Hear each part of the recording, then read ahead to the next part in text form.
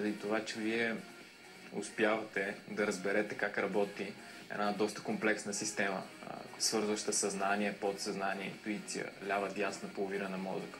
И всъщност почвате да разбирате как работи мозъка ви, какво се случва вътре във вас. И това ви помага невероятно много за ежедневието, за комуникацията с други хора, за съответно решаване на проблеми.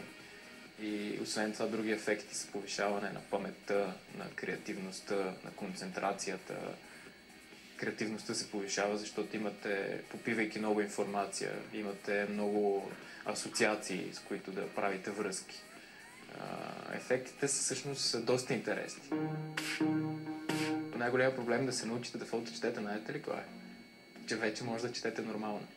И съответно дете, ако не може да чете, това е най-естественият начин и вие му покажете този начин. Това за него ще е много по-естествен начин от това да чете буква по буква, дума по дума и да разкодира всичко на парцелиране. И всъщност фоточетенето е изцяло базирано на сугестопедията, която е създадена от доктор Лозанов. И затова е най-иновативният метод за учене в света. И ЮНЕСКО са го признали 1978 година. И просто Пол Шили през 1986 година прилага сугестопедията в четенето и създава фоточетенето. Но доктор Лозанов е правил експерименти с малки дечица, в които се научават за един месец да четат напълно гладко. И съответно показват контролната група, която на 30-я ден сричат на ма, му, ми и са на буквата М и все още учат всички възможни комбинации.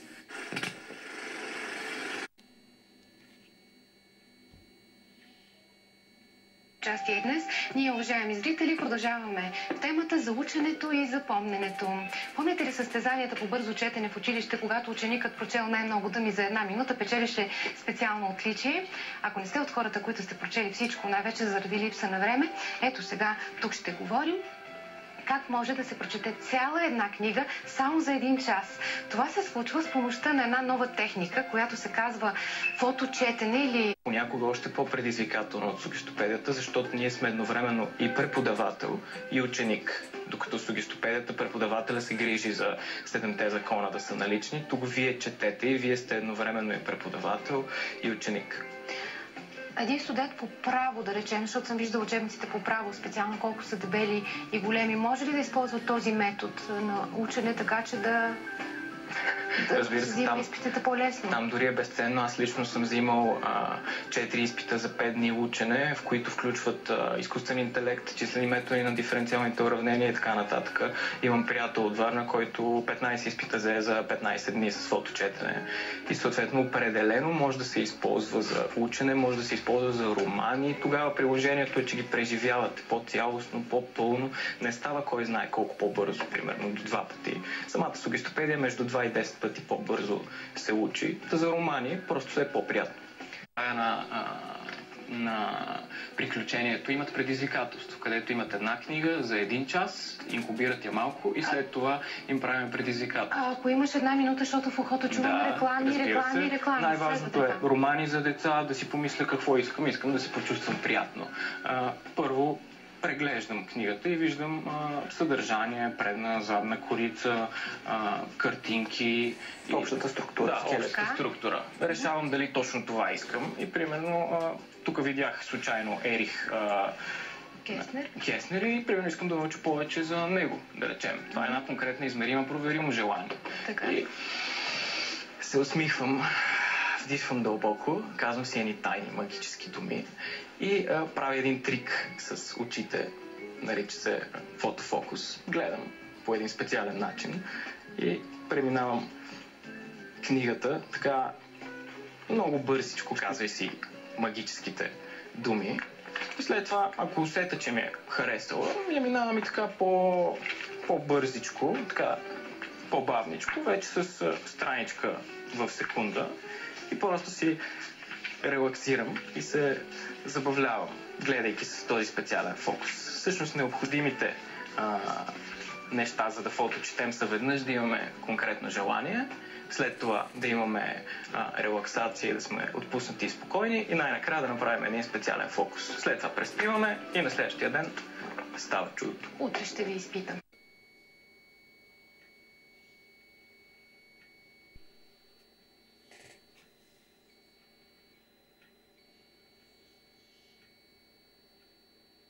Чуваме се? Чуваме се. Аз съм Митко и съм тук да ви представя Мечо Пух предприемачеството. То се характеризира с три думички. Три. С поколения, пухчовци, приятели, като Прашчо, и с печалба, защото трябва мед да се яде. Защото единството по-хубаво нещо от гърненца с мед е... така. Дай, Пух. Ето го, Пух. Ще ви разкажа една приказка как Мечо Пух направил клуб по Мечо Пух предприемачество. След това взел, че направил и състезание по Мечо Пух предприемачество. И в момента се опитва да прави екосистема от клубове и състезания по Мечо Пух предприемачество. Но преди това ще влезем в главата на Пух, за да видим какви въпроси се въртат в главата. Така, давахме назад. Какви са въпросите? Първоначално Мечо Пух се замисли въобще, все пак той е философско мече, се замислил защо въобще да измисляме Мечо Пух предприемачеството. След това, как се прави Мечо Пух предприемачество въобще и накрая какво е това Мечо Пух предприемачество. Така, защо въобще да измислям това Мечо Пух предприемачество? И помислил си той, защото е печелившо. Защото трябва мед да се яде. Защото е приятелско, защото Прашчо е важен. И защото ние сме много готино поколение. Защото всички дет сме в тази зала сме различни от предишното поколение. И то фундаментално различни. Освен това е позитивно Мечо Пух предприемачеството. Поне така го виждал Пух по това време. Виждал е, че надявал се поне да може да разпространи идеята за Мечо Пух предприемачеството и то да бъде прилепчиво, да може да се разпространява сред другите животни в гората и съответно да промениме гората. Накрая, но не на последно място, Мечо Пух предприемачеството, така поне както го виждаме, Мечо Пух е призив към предишното поколение, защото много хора всъщност въобще не знаят и какво е ТЕТ. Много хора, които всъщност взимат в момента решения, не са и чували за примерно речи като на Стив Джобс, How to live before you die, или за Кен Робинсън, или за такива неща, които за мен е недопустимо човек да не е чувал. Мечо Пух видял колко много пътя има и решил, че след като има толкова много пътя, трябва да има нещо. Решил, че трябва да седне и да измисли как да направи Мечо Пух предприемачеството. Затова тръгнал да го прави. Как се прави Мечо Пух предприемачеството? Прави се с Прашчо, с приятели и на практика. Решил, че в момента е горе-долу 2010 година, информационната ера. Обаче училищата ни са по индустриалната ера, като в фабрики. Съответно, успеха не е това, което трябва да бъде. Предприемачество, хората си мислят, че е някакъв вид мръсна дума, предприемач, строител. И затова решил да намери успешни предприемачи и други животни от гората, които са стартирали вече компания, да си направят клуб. Направили си животните от гората клуб по предприемачество, почнали да се развиват един друг, да намират контакти, да си помагат. Това, че по едно време преценили, че това не е достатъчно, че трябва да направят нещо повече от сумата на частите. И решили да направят състезание. Защо решили да направят състезание? За да изградят общество от Мечо. Всъщност, ако трябва да съм честен, направихме едно състезание в клуба по предприемачество. Ето го тук адреса, на което целта му е да помага на студенти да стартират компании. Ние самите сме група студенти, които сме стартирали компании и тук преди 6 месеца, точно в тази зала, на тази сцена, се състоя Idea Challenge и 40 проекта от цялата страна, от цяла България, от всички университети участваха, 15 от тях презентираха тук пред публиката и 5 спечелиха много ценната награда от 6-месечно менторство, което ще рече специализирано помощ, обучение, наставничество от 10 различни организации от цялата страна в различни сектори. Спечелиха и по 500 лева. И точно след 2 седмици, на 4 декември, тук 5-мата победители ще покажат на практика кой докъде е стигнал с реализацията на идеята си. Този от тях, който е напреднал най-много в реализирането на бизнеса си, ще спечели 5000 лева. Но най-интересното е, че продължаваме и след още 6 месеца ще се опитаме всички вас, цялото общество, да въвлечем в една кауза, да намерим за този стартиращ бизнес не 5, а 50, да покажем, че може да се прави бизнес с кауза, че студентите може да променяме средата си и ще се опитаме да го направим в мащаб. Ще се опитаме да стимулираме бизнеси, които развиват средата около себе си, които правят планет приемачество, за което ще ви разкажа веднага, и да направим платформа от състезания. Да направим една колективна предприемаческа игра, да има клуб във всеки университет, мрежа от клубове, да има състезание във всеки един от университетите, да има една платформа, в която се случват всички тези състезания, в която клубовете комуникират, в която хора, които се интересуват и се чудят дали бизнес е мръсна дума, могат да влезнат, да се запознаят с нови хора интересни. В момента основаваме национален консорциум на университетските предприемачи и той ще се грижи за това мрежата от клубове да функционира, да разпространява вируса на предприемачеството. Също така преди една година станахме съоснователи на интернационален консорциум на университетските предприемачи, заедно с United Kingdom, с Дания, с Швеция, с Германия. Трябва да кажа, че в Англия, например, има 75 клуба по предприемачество във всеки университет. Бях на среща на всичките им президенти и трябва да кажа, че такива хора не съм срещал и за толкова надъхани хора става въпроси за... Имат силно президент такива конференции, каквито ние си правим веднъж годишно, но да отидем все пак на основния въпрос. Какво е това Мечо-Пух предприемачество? Какво е? Първо е печалба. Мед. След това, как се прави? Прави се с продажби. Продажби правиме от много крехка детска възраст. От много малки бебенца ние правиме продажби и това ни е вградено еволюционно. След това отиваме на училище и почват да ни убеждават или да ни карат да не правиме това, не правилно това. Лека по лека губиме този инстинкт. Не знам, моят племенник, примерно на 3 години и прави всички луди. В момента, в който излезе някой от стаята или влезе нов човек, той калибрира цялата нова система и пак убеждава абсолютно всички да направят каквото искат. Каквото искат той. Така че това е...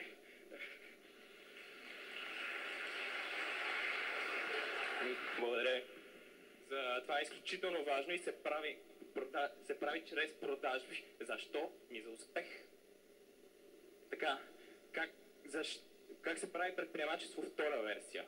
Втората версия на предприемачеството е социалното предприемачество и то се прави с приятели, прави се когато поведеш хората, прави се когато застанеш пред хората и кажеш това е важно, ние трябва да се организираме. Така, как се прави предприемачество втора версия?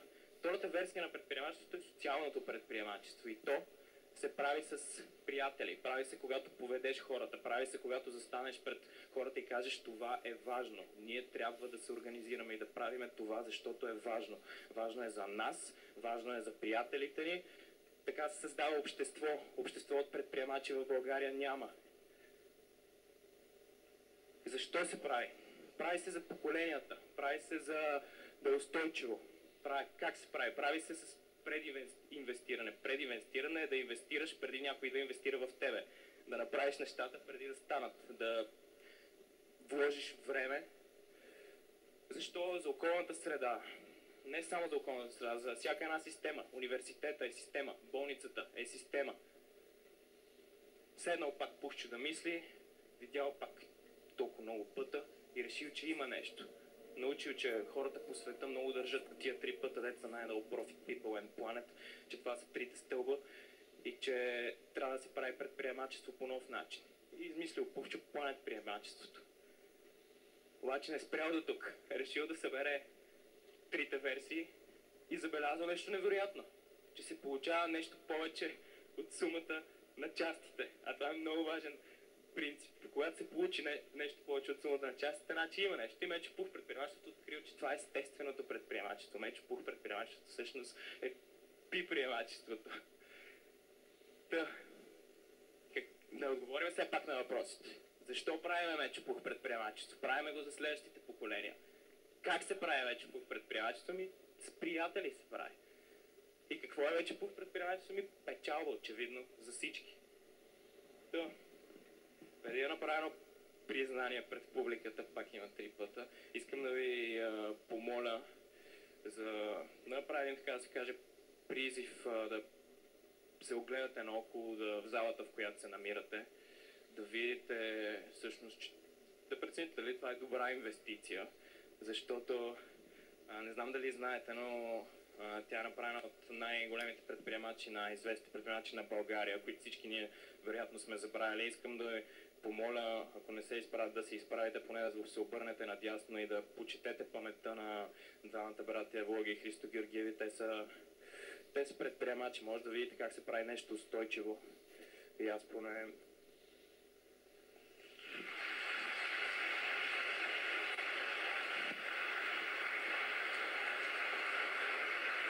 Да, благодаря ви. И благодаря на тях всъщност. Благодарностите са към тези предприемачи. Искам да направя едно признание пред цялата публика. Представете си колко много вярвам в Мечепух предприемачеството, след като съм застанал тук пред вас и повторих думата Мечепух предприемачеството сигурно 300 пъти. Аз също не съм чел Мечепух. Да, искам само да завърша с това, че Мечепух предприемачеството е много, наистина много просто. Колкото повече хора стартират бизнес, толкова повече бизнес ще има за всички. Колкото повече хора стартират социален бизнес, толкова по-социално ще е всичко. Колкото повече хора стартират устойчив бизнес, благодаря.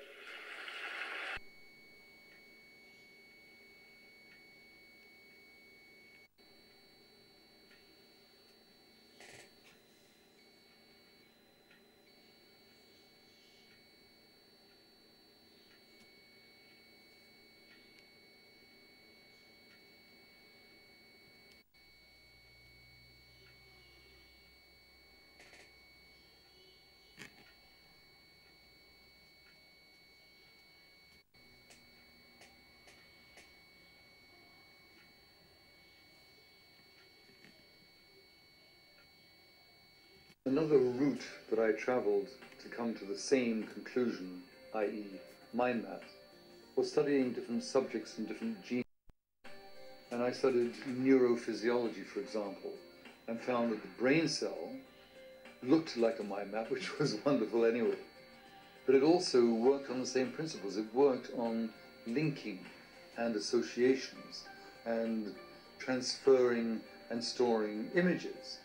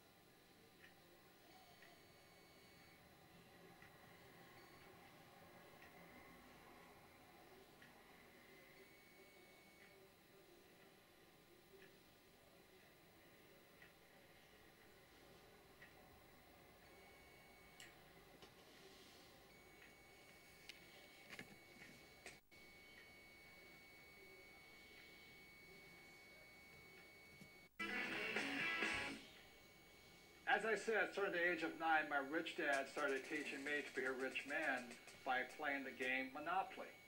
So in 1994, my wife Kim and I decided, why don't we put onto a game board what my rich dad taught me so people can have fun learning. So this here is the cash flow game. There's actually 2 game boards. This is the first one. The first thing here you notice there's 2 tracks. This is called the fast track, and this is called the rat race. And most people are trapped in the rat race. So if you follow the advice of go to school and get a safe, secure job and buy a house and have kids, you get stuck inside this rat race and you never get out. So the object of the cash flow game is to increase your financial IQ so you can get out of the rat race, to have more passive income so you don't have to work anymore, so your money's working hard for you. Then you get on the fast track. Now there really does exist a fast track. In 1933, a man named Joseph Kennedy, father of President John Kennedy, head of the, I think it was the SEC, declared that the fast track was only for rich guys and women. So you had to be a rich person to invest on the fast track. So today, the investments I do are not in the rat race. I don't buy stocks, bonds, and mutual funds. I invest out here. So to invest out here, number 1, you have to be rich, and number 2, you should be financially educated. The reason so many pro athletes and movie stars lose their money is they have the money, but they don't have the financial education. So they get taken by some of the biggest land sharks on planet Earth who operate out here. So if you're going to be out here, you need 2 things, money and education. So that's what this game board is designed to do, and it's to assist you to get out of the rat race and onto the fast track. So this is the first game board of the cash flow game, and now we'll go on to the second game board. And this, you may recognize, is a financial statement. This financial statement is what separates cash flow from the game of Monopoly. This financial statement here, now don't get intimidated by it, but it's a very important aspect of your financial education. For example, is my banker has never asked me for my report card. My banker has never asked me, if I had good grades, what school I went to. When I go to borrow money, millions of dollars, my banker wants to see my financial statement. So in the real world, outside of school, this is your report card. Your financial statement tells the banker how smart you are, or do you need remedial education, So cash flow, the game was designed to make this, which is technically known as accounting, the single most boring subject on earth, fun. So cash flow teaches you 2 things. It takes the most boring subject on earth, which is accounting, married with the most terrifying subject on earth, which is investing, and we put it together in a game. So this here is a very important aspect of the cash flow game. It's what separates Monopoly from cash flow. So let's go back to the cash flow game, and I'll explain how putting both accounting and investing together is a very important educational tool for your financial education. So now you've seen the second board game, which is the financial statement, and that part can be intimidating to some people, especially if you're not good with numbers or words or just getting new. So let me explain to you why games are so important. As a child, I didn't do well in school. And every time I made a mistake, the teacher would punish me. I don't have a good memory. I was probably ADD, it's hyper fidgety and all this stuff. So the reason I love games, and the reason I created the cash flow game, is whether you did well in school or not, the more you play this game, the smarter you get. And the problem with my poor dad was he thought making mistakes was bad. Look, the only place it's bad is in school. In the real world, the person who makes the most mistakes and learns from it wins. So the reason I created the cash flow board game to get you out of the rat race is you can play this game over and over and over. I want you to make as many mistakes as you can. We have cash flow clubs and cash flow franchises. You can play this game for free or for a very nominal cost. But I hear so many people say, well, I played the game once. I said, well, how do you learn anything once? You don't learn to be a great golfer playing once. You don't learn to drive just driving once. True education is about repetitive, making mistakes, trying new things, and learning. So the beauty of the cash flow game is have fun. Make as many mistakes as you can. Play it as often as you can. Take risks. It's only playing money. Have a good time. And the cash flow clubs have a 10-lesson curriculum. Go through the 10 lessons. Join with like-minded people, but have fun. Make mistakes. The reason my poor dad was poor was because he was terrified of making a mistake. And I don't want want you to make mistakes financially in the real world. I don't want you to pay somebody to lose your money. Play this game as many times as you take until you get comfortable, that you understand how to get out of the rat race. Go through the 10 lessons, join with like-minded people, but have fun. Make mistakes. The reason my poor dad was poor was because he was terrified of making a mistake. And I don't want you to make mistakes financially in the real world. I don't want you to pay somebody to lose your money. Play this game as many times as you take until you get comfortable that you understand how to get out of the rat race, on the fast rate, how assets, how liabilities work. But have fun, practice, make as many mistakes as possible, and that's how you get financially smarter. This stuff about school, having a good memory and just listening to lectures, is not true learning. To me, that was torture in school.